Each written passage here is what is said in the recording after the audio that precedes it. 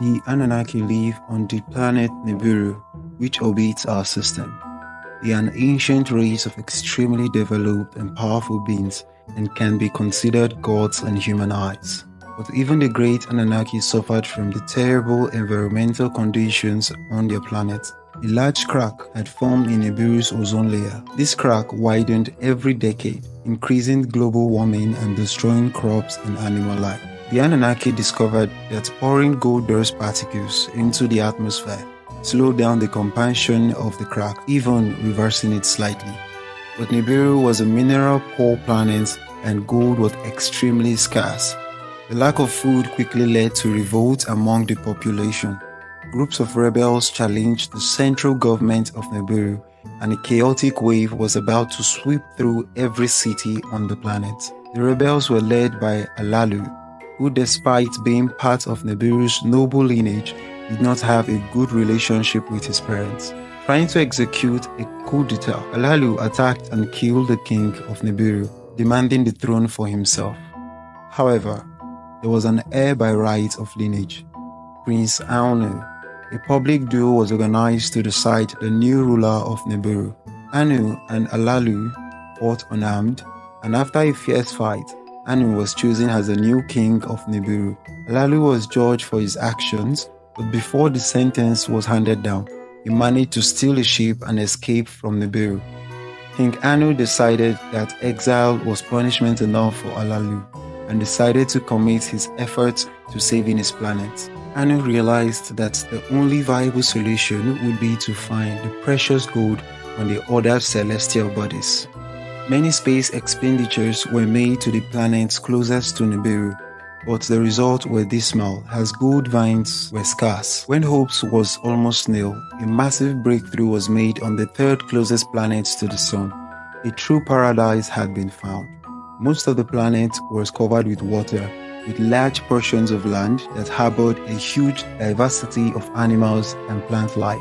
Even more important to the Anunnaki, there were many ores waiting to be exploited, including precious gold. To the amazement of Nibiru's entire royal court, the person responsible for the discovery was the exiled Alalu. As a result of his vital contribution, he was pardoned for his crimes.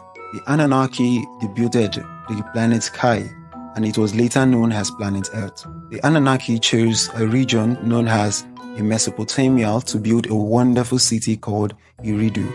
King Anu's eldest son, named Enki, was in charge of the metropolis, while his father continued as ruler of the planet Nibiru. After 7 days of hard work, the Anunnaki completed the construction of Eridu. They began the process of extracting gold, which, after being collected in considerable quantities, was sent to Nibiru.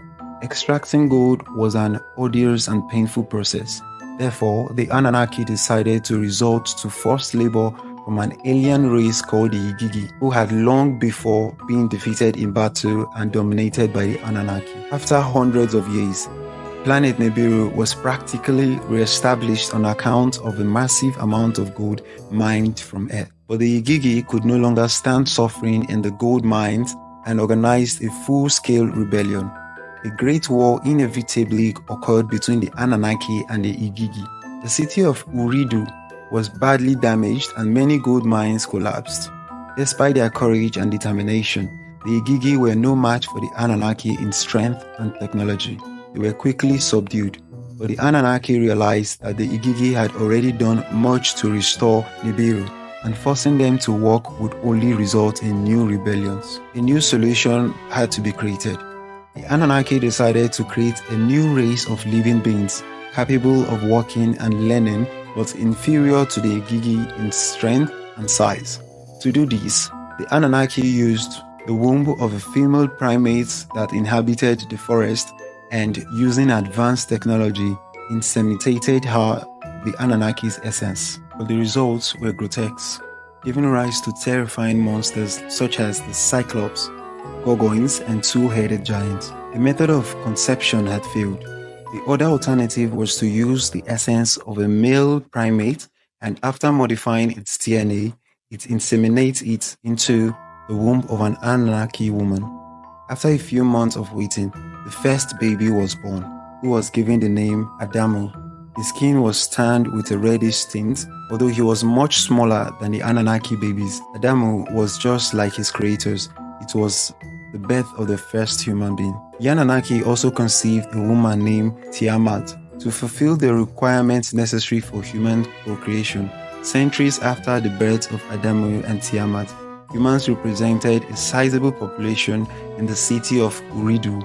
The Anunnaki were pleased with the development of the humans, who soon became able to mine gold, build houses, and even plant and harvest crops. As a reward for their efforts, the humans were allowed to frequent the Eden, a sacred garden created by the Anunnaki.